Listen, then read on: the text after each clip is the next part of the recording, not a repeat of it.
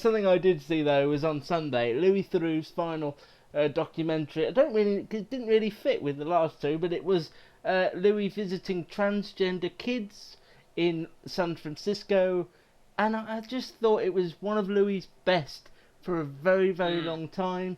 It was very engrossing. It divided the living room that I was sat in on Sunday night. It was the sort of documentary where everybody watching has an opinion.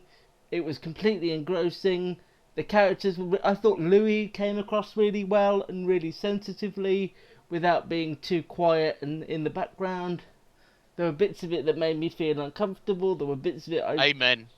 Yeah. The boy singing Lady Gaga is going to stay with me for a long time. The battle dance, or whatever it was the most excruciating piece of television I've seen in a long time. But as a piece of documentary on the BBC, it stands up there, I think, as one of the best I've seen for a long time. I mean, I would have to say, only in America, and probably only in the West Coast, would you have dedicated councils and doctors set up to allow prepubescent children make the decision that they want to change gender.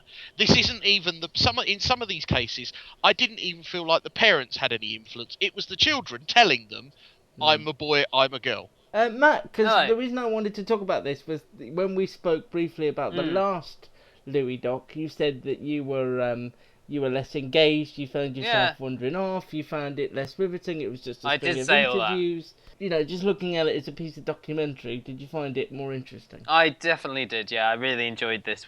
I think there was a lot more sort of moving around, the pace of it was just generally better. Some of them obviously were a lot lively. In a way, it was strangely more relatable than there are, even though the subject matter was out there, you know. There were two things that really stuck with me in this. The first one was the little boy whose mum was sort of nurturing his sort of, his need to be a little girl, but his dad wasn't having any of it. That was really... This was the boy who decided that after school he would be a boy. You know, he would be a man after school. He would And the second thing was the boy who sort of was turning into a girl, was getting the breast implants. Transitioning, was like 14 years old. And the bit where Louis actually said, this was the hardest part of my life. 14 to 15, everybody feels like this, no matter what you're going through, you are going to feel like this. And it's just, it's another extraordinary thing that you're doing on top of this year. Like Louis connected. Louis connected more with it. Yeah, definitely. And I think he was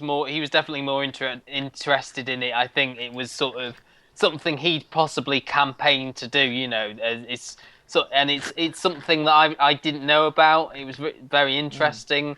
There's been a lot about mental health. So the insanity ones, though interesting, were ground that had been trod before. Whereas here, this was a very unique subject that he covered. Yeah, he definitely benefited from that German plane crash in the sense that, not benefited, sorry, but there was a heightened interest. No, but there was an interest in anxiety and depression whilst those shows were on. Oh my god, I had no idea where that was going. I still don't know what he's talking about.